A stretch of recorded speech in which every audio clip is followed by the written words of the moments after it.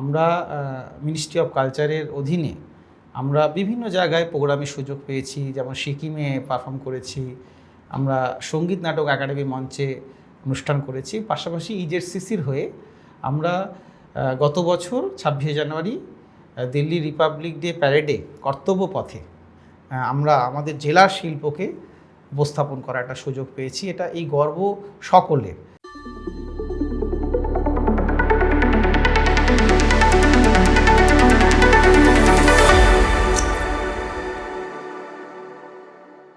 আজ আমরা টাইমস 14 বাংলা স্টুডিওতে বিশেষ অনুষ্ঠান হার্ট টকে পেয়েছি যে মানুষটিকে, তার নাম ডক্টর অভিজিৎ চৌধুরী।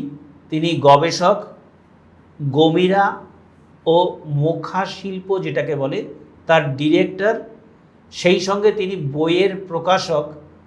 সেই মানুষটির সঙ্গে সরাসরি আলাপিত করব আমার দর্শক শ্রোতা পাঠকদের। নমস্কার। আপনার বাড়ি উত্তর দিনাজপুরের ইটাহারে, আপনি ইটাহার হাই স্কুলে শিক্ষকতা করেন। আপনি এই মুখা বা গমিরা শিল্প নিয়ে কোন সময় থেকে এর প্রেমে পড়লেন? দেখুন, এই শিল্পটা আমাদের জেলার শিল্প এবং আমার গ্রামের শিল্প। ছোট থেকে যখন বড় হওয়া, যখন আমাদের বিভিন্ন আচার অনুষ্ঠানে এই মুখোশধারী শিল্পীরা আসতেন, ছোটোবেলা তো এই মুখোশধারী যারা ওই মাগনে পুজো আচারকে কেন্দ্র করে বাড়ি বাড়ি ঘুরতেন, তখন সেটা ভয় পেতাম, কিন্তু একটা রহস্যে রোমাঞ্চে ঘেরা একটা প্রবল আকর্ষণও বোধ করতাম। ফলে ছোট থেকেই এই শিল্পকে দেখে বড় হওয়া। পরবর্তীতে একটা শিক্ষকতার পাশাপাশি মনে হয় যে এই যে আমার জেলার এই নিজস্ব শিল্প, সত্যি এই শিল্পটা খুব সংকটে আছে এবং এই শিল্প বা এই শিল্পীদের সম্পর্কে আমার জেলারই বহু মানুষ অজ্ঞাত। বিশেষ করে আমি যখন বিদ্যালয়ে ছাত্রছাত্রীকে নিয়ে কাজকর্ম শুরু করি, তো আমার মনে হয় যে এই শিল্পটা এবং এই আগামী আমার ছাত্রছাত্রীদের কাছে তুলে ধরা দরকার। ফলে কাজটা শুরু ঠিক তখন থেকেই। আর প্রেমে পড়া সে ছোট থেকে বলতে পারেন। ভারী চমৎকার। আপনি শিক্ষকতার পাশাপাশি এই শিল্পটাকে মনে প্রাণে ভালোবেসেছেন বলেই আপনি একটা একাডেমি গড়েছেন। সেই একাডেমিটার নাম কি? হ্যাঁ, আমরা একটা একাডেমি গড়েছি, সেটার নাম হলো দিনাজপুর গমিরা মুখা একাডেমি। যে একাডেমিটার মূল লক্ষ্যই হলো আমাদের জেলার এই নিজস্ব মুখোশ সংস্কৃতিকে বাঁচানো, এর সংরক্ষণ করা এবং এর প্রচার ও প্রসারে এগিয়ে সকলকে নিয়ে গিয়ে এই শিল্পীদেরকে নিয়ে এগিয়ে যাওয়া, যাতে এই শিল্প আগামীতে আমাদের কি বলবো, এই আমার এই নিজস্ব সংস্কৃতি যাতে আগামী প্রজন্মের কাছে পৌঁছাতে পারে।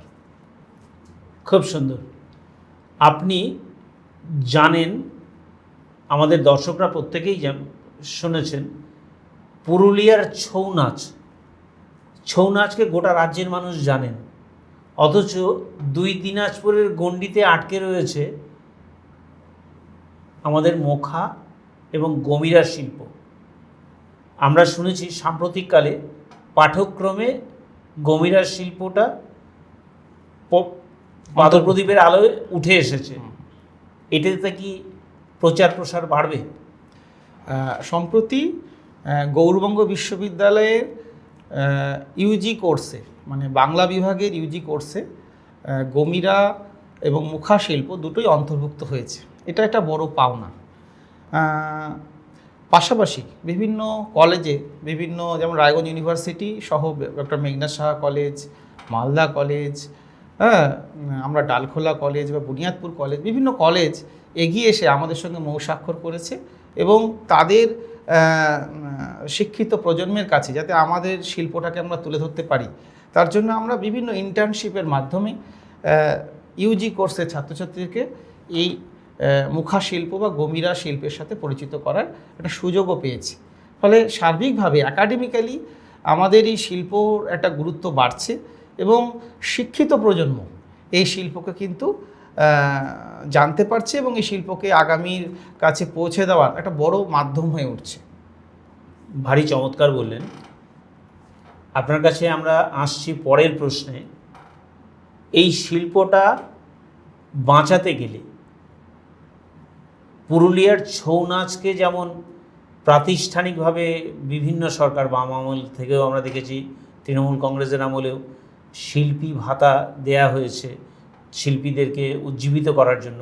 কারণ যারা এই শিল্পের সঙ্গে যুক্ত, কেউ কাঠ কেটে মুখোশ তৈরি করছেন, আবার কেউ কেউ শিল্প চর্চায় অংশও নিচ্ছেন নিজেরা, কিন্তু তাদের আর্থিক সংস্কারটা সেই অর্থে গড়ে ওঠেনি। আপনার কি মনে হয় যে এদেরকে যদি সরকারিভাবে কিছু সাহায্য করা যায়, প্রতি মাসে একটা রোজগারের মতন, যেমন অন্নপূর্ণা যোজনায় যেমন দেওয়া হয়েছে, ঠিক তেমনি যারা এই শিল্পের সঙ্গে যুক্ত বা শিল্পকর্মের সঙ্গে অঙ্গাঙ্গিভাবে জড়িত, তাদেরকে যদি মাসিক একটা ভাতার ব্যবস্থা সরকার করে থাকে, তাহলে দুই দিনাজপুরের শিল্পীরা কি উঠে আসতে পারে? আপনার কি মনে হয়? মানে এটা আপনার ব্যক্তিগত মতামত আমরা দর্শকদের উদ্দেশ্যে শোনাবো। না, একদম করি। মানে সরকারি সাহায্য তো অবশ্যই করে প্রয়োজন, এবং বিগত সরকারের আমলেও দেখেছি যে বেশ কিছু মুখাশিল্পী বা গমিরা শিল্পীরা মানে দিনাজপুরেই শিল্পী ভাতা পেতেন, কিন্তু সংখ্যাটা বড্ড কম। মানে যেহেতু আপনি পুরুলিয়ার ছৌয়ের সঙ্গে এটা তুলনায় বললেন, আমি এ প্রসঙ্গে দর্শকদের জানাতে চাই যে আমার কাছে এই তথ্য পরিসংখ্যান রয়েছে যে পুরুলিয়া জেলায় প্রায় 400-র উপরে দল রয়েছে এবং মহিলা দলও রয়েছে প্রায় 150। সেখানে আমাদের দুই জেলা মিলে বড় জোর 15-16টা দল কাজ করে এই সময় দাঁড়িয়ে। তার মধ্যে বিগত সরকারের আমলে বা যে শিল্পী ভাতার সুযোগ ছিল, সেখানে মুষ্টিমেয় কিছু দল, আমি বলা যায় যে 6-7টা দল এই শিল্পী ভাতার সুযোগ পেয়েছে। বেশিরভাগ দলই কিন্তু মানে সরকারি সাহায্য থেকে, এই শিল্পী ভাতা থেকে বঞ্চিতই ছিল। সেটা যাই হোক, কিছু দল পেয়েছে, অনেক দল পায়নি, কিন্তু সংখ্যাটা ভাবুন, কোথায় 400-র মতো দল, আর কোথায় আমাদের দুই জেলা মিলে 15-16টা কি মেরে কেটে ছোটোখাটো দলদের 20টা দল কাজ করছে কেন? এই প্রশ্নের উত্তরে যদি আমি খোঁজবার চেষ্টা করি, তাহলে কিন্তু আমাদের কাছে যেটা আমার ব্যক্তিগতভাবে মনে হয় যে শুধু সরকারি সাহায্য দিয়ে কিন্তু এই শিল্পকে বাঁচানো যাবে না। সরকারি সাহায্য তো অবশ্যই করে প্রয়োজন, বিশেষ করে এই শিল্পের ক্ষেত্রে খুবই প্রয়োজন। কারণ এই শিল্প, এই গমিরা মুখা শিল্প আজ অত্যন্ত সংকটের মাঝে দাঁড়িয়ে আছে। এর সংরক্ষণ দরকার, এর প্রচার ও প্রসার দরকার। কিন্তু পাশাপাশি আমার এই জেলাবাসীর কাছে একটা বৃহত্তর ক্ষেত্রে জেলাবাসীর মানুষেরা যদি এই শিল্পকে আপন করে না নেয়, তাহলে কিন্তু এই শিল্প বাঁচবে না। শুধু সরকারি সাহায্য দিয়ে শিল্পকে বাঁচানো যাবে আমার মনে হয় না। সেটা সাময়িক কিছু বছর হয়তো বাঁচবে, কিন্তু একটা শিল্প হাজার হাজার বছর ধরে বেঁচে আছে, তাহলে তাকে বাঁচাতে গেলে আমাদের বৃহত্তর সমাজের মানুষকে এগিয়ে আসতে হবে, তাকে আপন করে নিতে হবে। পুরুলিয়ার দলেরা প্রত্যেকটা জেলার অনুষ্ঠানে পুরুলিয়ায় সেই ছৌ শিল্পীরা সুযোগ পায়। আপনি একটা দেখুন যে আমাদের জেলাতে কতগুলো সাংস্কৃতিক মঞ্চে আমাদের গমিরা শিল্পীরা সুযোগ পাচ্ছে। আপনি যদি সেটা শহরেই, আপনি রায়গঞ্জ শহরেই দেখুন বা যে কোনো শহরে কত সাংস্কৃতিক অনুষ্ঠান হয়, কি সাংস্কৃতিক অনুষ্ঠানের মঞ্চগুলোতে কি আমাদের শিল্পীরা সুযোগ পাচ্ছে? দেখবেন একদমই প্রায় পাচ্ছেই না। তো এই শিল্পীদের সুযোগ আমরা দিচ্ছি না। যদি আমার জেলার মঞ্চে যদি আমার জেলার শিল্প সুযোগ না পায়, তাহলে সেই শিল্প আর শিল্পী বাঁচবে কী করে? আজকে পুরুলিয়ার ছৌ সেই জায়গাটায় ভালোবেসে মানুষ তাদেরকে ডাকছে, আপন করে নিচ্ছে। আমাদের জেলাবাসীর একটা বড় দায়িত্ব নিতে হবে যে তাদের পাড়ার অনুষ্ঠানে, স্কুলের অনুষ্ঠানে, বিভিন্ন সাংস্কৃতিক মঞ্চে যাতে গমিরা শিল্পীরা, যাদের মুখা শিল্পীরা সুযোগ পায়, একটা অল্প কোনো দৃশ্যেও যদি তাদেরকে ব্যবহার করে, তাদেরকে সেই শিল্পের পাশে যদি আজকে সাংস্কৃতিক যে সমস্ত মঞ্চগুলো রয়েছে পাশে দাঁড়ায়, তাহলে কিন্তু সত্যিকারে এই শিল্পের শ্রীবৃদ্ধি হবে এবং শিল্প আগামী প্রজন্মের কাছে মানে পৌঁছাতে পারবে। এবং এই দায়িত্ব অবশ্যই করে এই প্রজন্মের আমাদের জেলাবাসীকেই নিতে হবে। কারণ আমার জেলার শিল্পকে বাঁচানোর দায়িত্ব কিন্তু অন্য জেলার লোকেরা নেবে না। আমার জেলার শিল্পকে বাঁচানোর দায়িত্ব আমার জেলার মানুষকেই নিতে হবে। তাহলে এই সময়ের মানুষেরই একটা বড় দায়িত্ব, আমার শিল্প যেটা হাজার বছর ধরে আজও এই সময়ে দাঁড়িয়েও বহু কষ্টে বেঁচে আছে, তাকে আমরা আগামীর কাছে পৌঁছে দেব কি না, এই দায়িত্ব আমাদেরকেই নিতে হবে। অসাধারণ কথা বললেন ডক্টর অভিজিৎ চৌধুরী, যে মানুষটি তার লেখাপড়ার ক্ষেত্রে তিনি যেমন মনোযোগ দিয়েছিলেন, ঠিক তেমনি মুখা শিল্প নিয়ে নিজে একাডেমি গড়ে আজকে তিনি একটা বই লিখেছেন। সেই বইটার নাম কি এবং সেই বইটার মধ্যে মূল প্রতিপাদ্য বিষয় কি মুখা শিল্প ছিল? বইটা যদি আমাদের দর্শকদের উদ্দেশ্যে একবার দেখান। আমি দর্শকদের, এই যে আমার একটা বই দিনাজপুরের মুখোশ, এই বইয়ে মুখ্যত আমার জেলার যে মুখোশ শিল্প সে সম্পর্কে একটা বিস্তারিত আলোচনা রয়েছে, এবং যে এই শিল্পের সঙ্গে যুক্ত যে শিল্পীরা তাদের সম্পর্কেও একটা আলোচনা এই বইয়ের মধ্যে রয়েছে। পাশাপাশি সেই শিল্পীদের সাক্ষাৎকার এবং তাদের সমস্যা এবং তাদের নিজস্ব সংকট, তাদের লড়াই, সমস্ত তাই এই বইয়ের মধ্যে আমি ধরবার চেষ্টা করেছি। খুব সুন্দর। এবারে আমরা দেখেছি হেমতাবাদের শচীন্দ্রনাথ সরকার, যিনি মুখোশ বানান এবং নিজেও মুখোশ শিল্পী। আমরা ইসলামপুর মহকুমার চোপড়ার সুবলচন্দ্র গোপ, তিনি রামায়ণের একটা পালা করেন, সেটাও মুখোশ পরেই পালাটা হয়। এইবারে ওটা যেমন রামায়ণের পালা সুবলচন্দ্র গোপ করেন, ঠিক তেমনি মুখা শিল্পীদের যে বিষয়টা, সেটা তো শক্তির আরাধনা বোধ হয় নাকি, না শক্তিকে প্রাধান্য দিয়েই করা, সেটা যদি আপনি দর্শকদের একটু খোলসা করেন যে মুখা বা গমিরা শিল্প যেটা, সেটা কার আধার, মানে কোন বিষয়টাকে কেন্দ্র করে এই মুখা শিল্প বা মুখা শিল্পীরা এগোচ্ছে, যদি একটু দর্শকদের বলেন। এই প্রসঙ্গে আপনি যে দুজন মহান শিল্পীর নাম নিলেন তাদেরকে আমি অন্তর থেকে শ্রদ্ধা জানাই। তারা দুজনেই আমাদের জেলার অত্যন্ত শ্রদ্ধেয় শিল্পী। শচীনদা কিছুদিন আগেই গভর্নমেন্ট থেকে লালন পুরস্কারে সম্মানিত হয়েছেন। তার জন্য আমরা প্রত্যেক জেলাবাসী গর্বিত যে আমাদেরই শিল্পচর্চা করেও যে একটা বড় সম্মান পাওয়া যায়। তিনি কিন্তু আমরা সকলের কাছে, সমস্ত গমিরা বা মুখা শিল্পীদের কাছে একটা অনুপ্রেরণার জায়গা। এবং সুবলদা আছেন, তিনিও দীর্ঘদিন ধরে এই লড়াইটা চালিয়ে যাচ্ছেন যে একটা শিল্প, হাজার বছরের পুরনো শিল্প, সেটাকে বাঁচিয়ে রাখা। মুখোশের আধারে রাম, রাবণ, অহিরাবণ, বিবিধ চরিত্রের যে সমাবেশ এবং সেই শতাব্দী প্রাচীন একটা দল, সেই দলকে বাঁচিয়ে রাখার যে লড়াই, সেই লড়াইটা কিন্তু চালিয়ে যাচ্ছেন সুবল গোপ সহ এই সশ্রদ্ধ মানুষ। আরও যে সমস্ত শিল্পীরা রয়েছেন তারা প্রত্যেককে আমাদের আমার পক্ষ থেকে অত্যন্ত শ্রদ্ধা জানাই। আর যেটা বলছিলেন পরের বিষয়টা, সেটা হলো হ্যাঁ, আমাদের গমিরা মুখ্যত শক্তির আধার দেবী কালী পূজাকে কেন্দ্র করে, মানে বলতে পারেন গামচণ্ডীর পুজোকে কেন্দ্র করে গমিরার আয়োজন হয়। চৈত্র সংক্রান্তি থেকে শুরু করে বৈশাখ, জ্যৈষ্ঠ, আষাঢ়, এই 3 মাস ধরে এই দিনাজপুরের গ্রামে গ্রামে গ্রাম ঠাকুরের পুজোকে কেন্দ্র করে, অর্থাৎ গ্রামচণ্ডীর পুজোকে কেন্দ্র করে গমিরার আয়োজন হয়।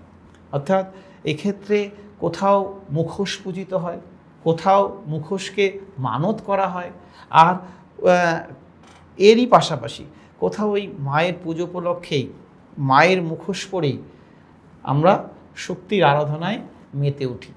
এরই একটা অংশ হলো গমিরা। ভারী চমৎকার। আমরা দেখেছি কদিন আগেই জলপাইগুড়ি দূরদর্শন কেন্দ্র থেকে একটা তথ্যচিত্র করা হয়েছে, যার মুখ্য চরিত্রে ছিলেন আপনি। আপনাকে কেন্দ্র করে ওরা একটা তথ্যচিত্র করেছে, মূল লক্ষ্য হচ্ছে গমিরা শিল্পকে তুলে ধরা। সেই বিষয়টা যদি বলেন যে কিভাবে আপনার সঙ্গে তারা পরিচিত হলো এবং তারা কেনই বা আপনাকে বেছে নিল, আপনার শিক্ষাগত যোগ্যতার কারণে নাকি আপনি শিল্প চর্চা করছেন, সেই বিষয়টা তাদের কাছে ছিল, এটা যদি দর্শকদের বলেন। না, এটা একটা বড় পাওনা আমাদের কাছে যে দূরদর্শনে আমাদের জেলার শিল্পকে একটা তুলে ধরার সুযোগ আমরা পেয়েছিলাম এবং একটা তথ্যচিত্র, যেই তথ্যচিত্রে আমাদের জেলার গমিরা শিল্প, জেলার মুখোশ শিল্প উঠে এসেছে। ওনারা এই শিল্পকে বেছে নেওয়ার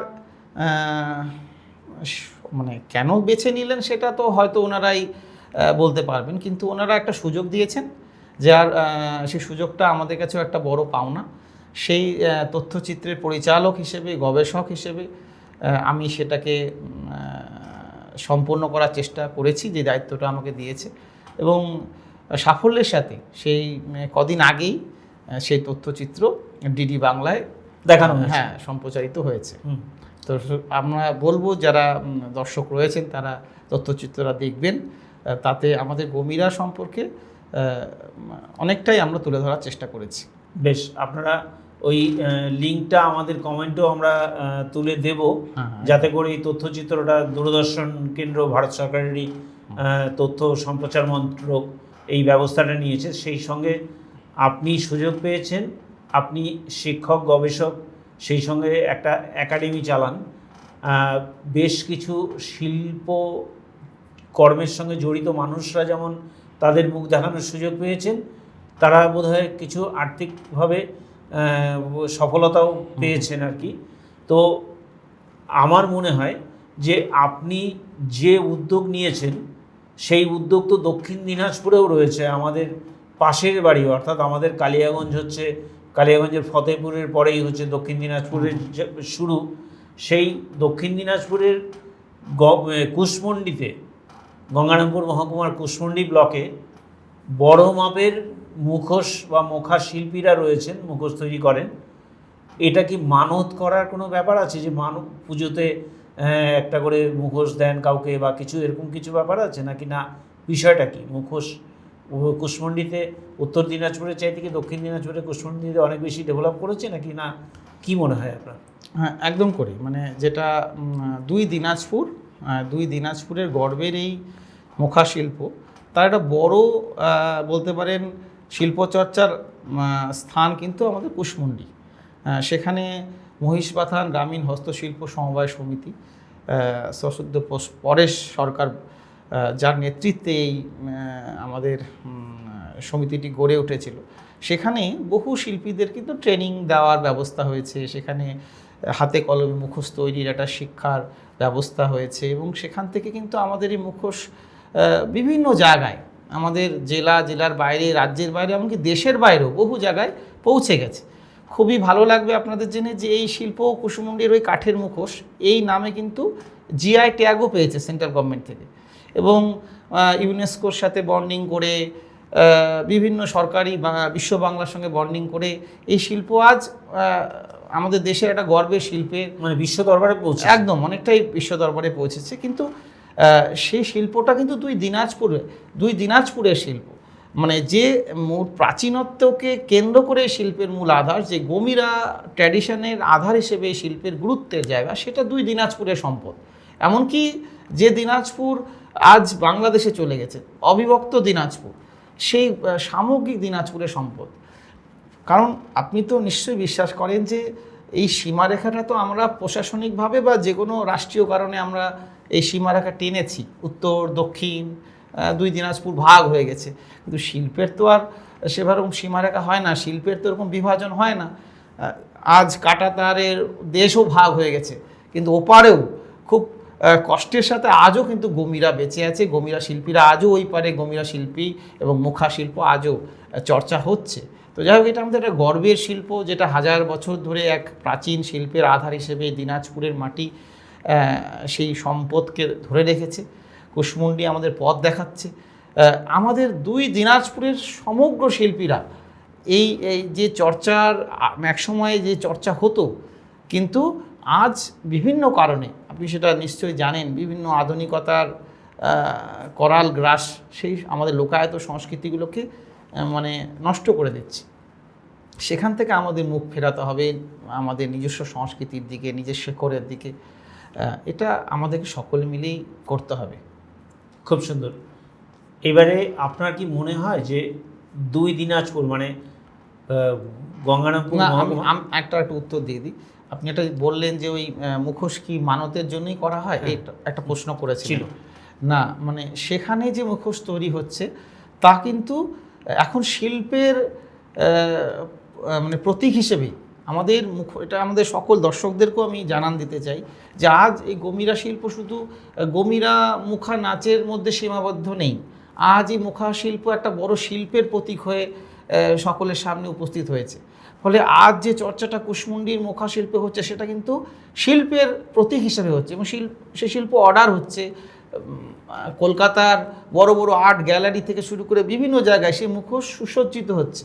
আজ হয়তো আমার জেলায় বা আমার রায়গঞ্জে আমি একটা বড় সুন্দর রুম করেছি, হয়তো সেখানে আমি অনেক শিল্প সামগ্রী সাজাচ্ছি, কিন্তু আমার জেলার মুখোশ আমরা কজন হয়তো সাজাচ্ছি সেটা আমাদেরকেই ভাবতে হবে। এটা একটা জেলার গর্বের শিল্প। আমরা যদি প্রত্যেকে এই শিল্প হিসেবে এটাকে আমাদের ঘরে কোথাও সুসজ্জিত করি তাহলে মানে পরোক্ষভাবে আমরা কিন্তু শিল্পীদের পাশেও দাঁড়াতে পারবো। আমাদের জেলায় উত্তর দিনাজপুর জেলাও অনেকে এই মুখোশ শিল্পের সঙ্গে যুক্ত। আমার ইটাহারে অনেক শিল্পীরা কাজ করছেন, আমাদের কৃষ্ণবাটিতে কাজ হচ্ছে, দাসিয়াতে কাজ হচ্ছে, হাটকালিয়াগঞ্জে কাজ হচ্ছে, সোনাপুরে কাজ হচ্ছে। তো যারা সে সমস্ত শিল্পীরা কাজ করছে তারা যদি বেশি করে অর্ডার পায় তাহলে তাদের নতুন কাজের ক্ষেত্র প্রস্তুত হবে এবং তাদেরকে দেখে নতুন প্রজন্ম এগিয়ে আসবে। একদম তাই। তো আমাদেরকে ভাবতে হবে, আমাদের জেলাবাসীকে ভাবতে হবে যে এই যে শিল্প এটা যেন আমরা শিল্প হিসেবে সংগ্রহ করি, ঘরেরও সৌন্দর্য বৃদ্ধি করবে, পাশাপাশি আমাদের কোনো মঞ্চে যখন আমরা সেই শিল্পীদেরকে সুযোগ দিব সেটা একটা মানে পারফর্মিং আর্ট হিসেবেও তার একটা গুরুত্বের জায়গা থাকবে। আপনার রায়গঞ্জের কর্ণজোড়ায় যে সংগ্রহশালা রয়েছে, জেলা সংগ্রহালয় আছে, সেখানে কি মুখোশ স্থান পেয়েছে আপনার? একদম করে আমাদের যে জেলা মিউজিয়াম আছে সেখানে আমাদের গমিরার বিভিন্ন যে মুখোশ, আমাদের তো বিভিন্ন চরিত্র আছে, বুড়ো বুড়ি, শিকনি ঢাল, ডাকিনী বিশাল, নরসিংহ, নররাক্ষস, সবগুলো মুখোশই আমাদের জেলা মিউজিয়ামে আছে। তো কেউ যদি মনে করে যে তার ছাত্রছাত্রীদেরকে নিয়ে বা নিজেরাও যদি মনে হয় জেলা মিউজিয়ামে যাবে তাহলে আমাদের সমস্ত গভীরা মুখোশকে দেখতে পাবে। ভারী চমৎকার। আমরা যেটা জানলাম যে মুখোশ বা মুখা শিল্প অথবা গমিরা শিল্প প্রচুর পরিমাণে বহু সংখ্যক শিল্পীরা এই কাজের সঙ্গে জড়িত, কিন্তু তারা ডাক পায় না। বিভিন্ন অনুষ্ঠানে যদি দুর্গাপুজো বা কালী পুজো বা যে সমস্ত হিন্দুদের উৎসব হয় সেই সমস্ত উৎসবে যদি গমিরা শিল্পীদের ডেকে এনে কিছু পরিমাণ তাদেরকে উৎসাহ ভাতাই বলুন বা তাদেরকে সম্মানিত করা হয় তাহলে তো সেই ক্ষেত্রে যেমন তারা উৎসাহিত হবেন, ঠিক তেমনি যে কোনো সরকারি অনুষ্ঠানে যদি তারা ডাক পান সেই ক্ষেত্রে এই শিল্পটা কি বাঁচতে পারে? আপনার কি মানে ব্যক্তিগত অভিমত কি? একদম করি, আমাদের সকলকে মিলে এগিয়ে আসতে হবে। কারণ একটা বড় এগিয়ে আসার কারণই হচ্ছে এই শিল্পটা আমার জেলার শিল্প। তা আমার জেলার শিল্পকে বাঁচাতে কিন্তু আমাদেরকেই এগোতে হবে। আমি বারবার করে এই কথাটাই বলছি, কারণ আমরা হয়তো অনেক খরচা করে একটা বড় অনুষ্ঠান করছি, বাইরে থেকে আর্টিস্ট আনছি যারা হয়তো একটা গান করে নেমে যাচ্ছে, বড় অর্থ নিয়ে নেমে যাচ্ছে।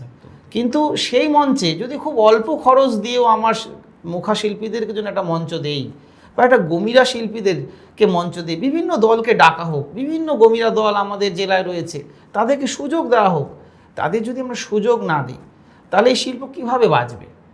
তা আমরা বিনীত অনুরোধ থাকবে সমস্ত সংস্কৃতিপ্রেমী মানুষের কাছে যে তারা তাদের পাড়ার মঞ্চে, তারা তাদের স্কুলের মঞ্চে, তারা তাদের বিভিন্ন যে সাংস্কৃতিক মঞ্চগুলো চলছে তাদের যেখানে বলবার সুযোগ আছে বা তাদের যদি কোনো অবকাশ থাকে তাহলে আমাদের জেলার শিল্পীদের একটা সুযোগ দিন।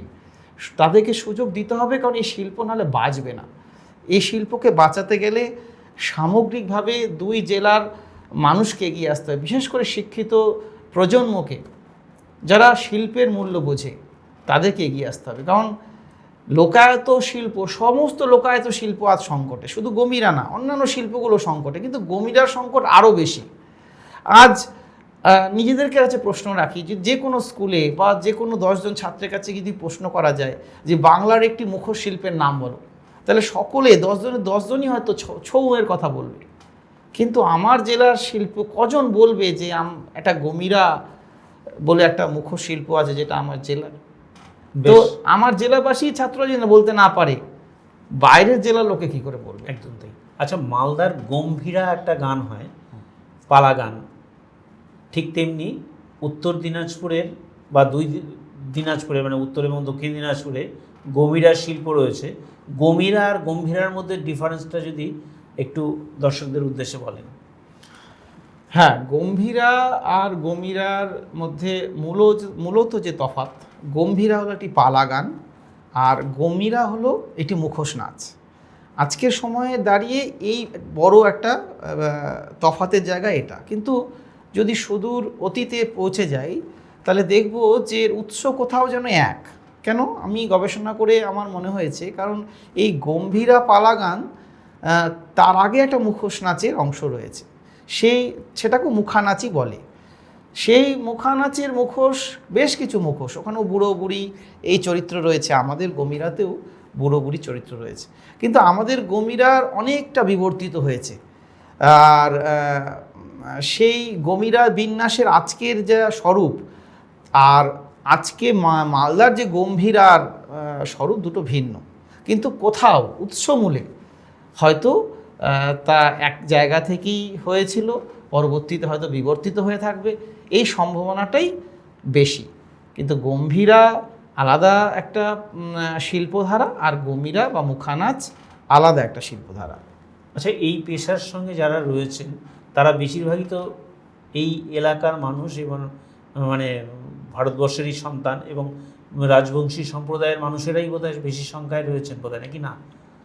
না, একদম করে মানে রাজবংশী সমাজের মানুষেরাই মুখ্যত গমিরা শিল্পের চর্চার সঙ্গে যুক্ত। কিন্তু একমাত্র তারাই নয়, আরও অনেক যারা আছেন, যেমন আমরা যদি একটু বালুঘাটের দিকে যাই, ওদিকেও মুখানাচ হয়, সেখানে অন্য যারা সম্প্রদায় রয়েছেন, বা আমরা যদি চেকপোস্টের দিকে যাই, তো আমি দেখেছি যে বিভিন্ন সম্প্রদায়, যেমন কৈবর্ত, রবিদাস, কাপালিক, মালাকার, এরকম বহু সম্প্রদায় আছেন, মানুষও হ্যাঁ এর সঙ্গে যুক্ত। রাজবংশীরা মুখ্যত এই সমাজের সঙ্গে বেশি যুক্ত, কিন্তু এই সমাজের মানুষেরাও অন্যান্য একটু কি বলবো, এই মানে কৈবর্ত, রবিদাস বা এই সমাজের কাপালিক সমাজের মানুষরাও কিন্তু এই গমিরা শিল্পচর্চা করছেন।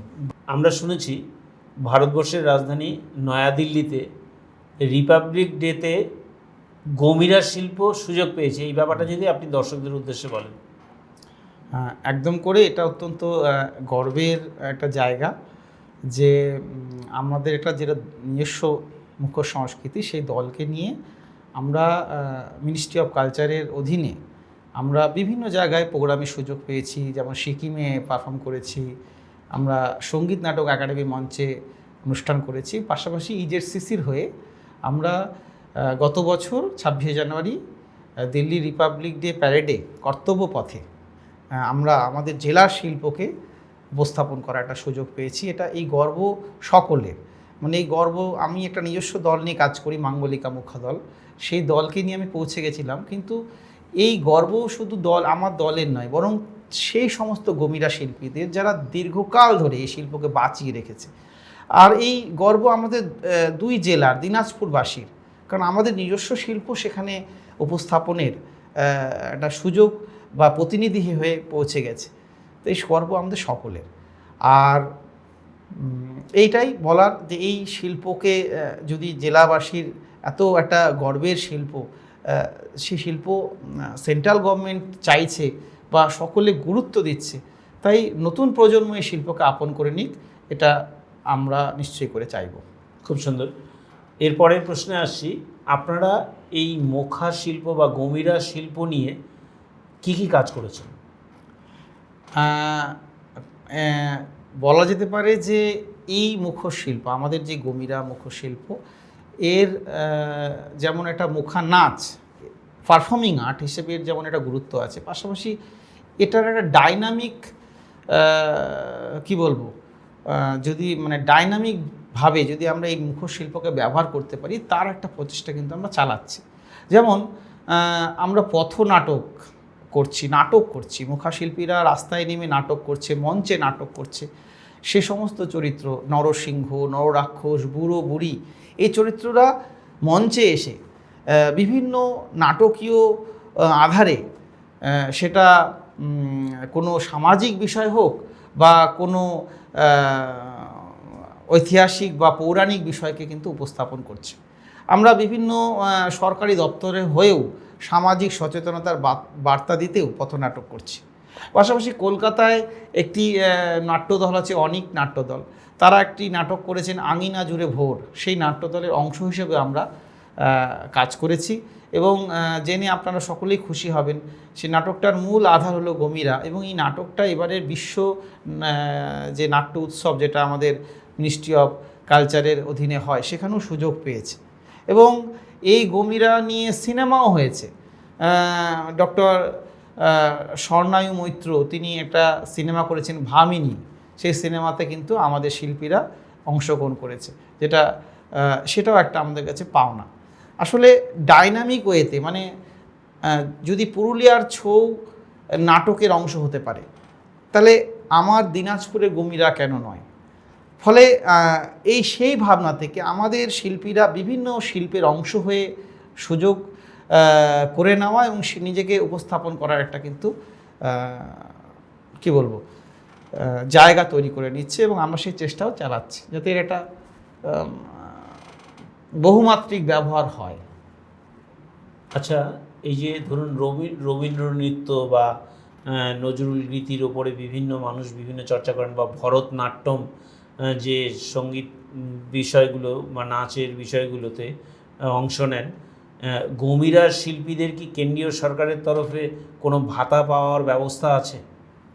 হ্যাঁ, কেন্দ্রীয় সরকারের অধীনে সিসিআরটি একটা স্কলারশিপ পাওয়া যায়, যেখানে যে সমস্ত ট্র্যাডিশনাল ফোক ফর্মগুলো রয়েছে, সেখানে যেমন ক্লাসিক্যাল ফর্মের উপরও ভাতা রয়েছে, তেমনি ফোক ফর্মের উপরও বা ট্রাইবাল ফর্মগুলো নিয়ে যারা কালচার করে তাদেরও কিন্তু একটা স্কলারশিপ রয়েছে। তো এই প্রসঙ্গে দর্শক বন্ধুদের জানিয়ে রাখি, যে সমস্ত নতুন প্রজন্মের ছেলেমেয়েরা যারা এই আমাদের মুখা নাচ বা গমিরা নাচ নিয়ে কাজ করবেন, তারা কিন্তু সেই সুযোগ পেতে পারেন। আর আমার তো খুব ইচ্ছে যে আমার যে আগামী প্রজন্ম যেন সচেতনভাবে মুখা নাচ শেখার জন্য এগিয়ে আসে। যদি আজ রবীন্দ্র নৃত্যের পাঠশালা থাকে, যদি আজ কত্থক নৃত্যের পাঠশালা থাকে, তাহলে আমার জেলার শিল্প, সেই শিল্পেরও তো একটা মানে সচেতনভাবে সেই নৃত্য আমি শিখবো। মানে আপনি বলতে চাইছেন একটা প্ল্যাটফর্ম, হ্যাঁ, এবং সেটা চেষ্টা আমরা চালাচ্ছি, যাতে সে যারা মনে করবে যে আমরা মুখা নাচ শিখবো এবং সেটাকে করব, সেই প্ল্যাটফর্ম কিন্তু আমরা চেষ্টা চালাচ্ছি আমাদের একাডেমির অধীনে, যে শুধু গ্রামের ছেলেমেয়েরা না, শহরে শিক্ষিত নতুন প্রজন্ম যারা মনে করবে যে আমি মুখা নাচ শিখবো বা গমিরা নাচ শিখবো, আমরা একটা দল করব, তারা এতে শিখে নিয়ে আমাদের এই গর্বের শিল্পকে বিভিন্ন মঞ্চে উপস্থাপন করতে পারে, তেমন একটা আমরা প্ল্যাটফর্ম তৈরি করার চেষ্টা চালাচ্ছি একাডেমির আমাদের থ্রুতে। ভারী চমৎকার। আমরা আজকে ডক্টর অভিজিৎ চৌধুরীর কাছ থেকে অনেক কিছু সমৃদ্ধ হলাম। তিনি গমিরা শিল্পকে বাঁচানোর চেষ্টা করছেন, তিনি নিজেও একটা একাডেমি গড়ে তুলেছেন, সেই সঙ্গে সরকারের যে ভাবনা, সেই ভাবনা যেন এই শিল্পের প্রতি বর্ষিত হয়। প্রত্যেকটা অনুষ্ঠানে বিভিন্ন সমাজের যারা পুজো বা বিভিন্ন অনুষ্ঠানের আয়োজন করছেন, তারা যদি 20 মিনিট বা আধ ঘন্টার জন্যও একটা ছৌ নাচের মতন জেলার এই গমিরা শিল্পীদের সুযোগ দিয়ে মঞ্চ আলোকিত করার ব্যবস্থা করেন, তাহলে অনেক বেশি সমৃদ্ধ হতে পারে, শিল্পীরা শিল্পকর্মও প্রতিষ্ঠা পেতে পারে। এখন দেখার এই অনুষ্ঠানের পর আগামী দিনে গমিরা শিল্পের ভবিষ্যৎ আরও উজ্জ্বল হয় কিনা। নমস্কার।